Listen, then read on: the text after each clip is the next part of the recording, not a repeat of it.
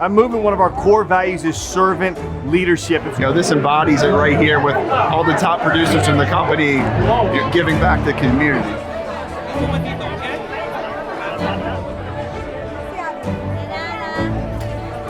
If you look behind us here, we are giving shoes out to over 1,000 children.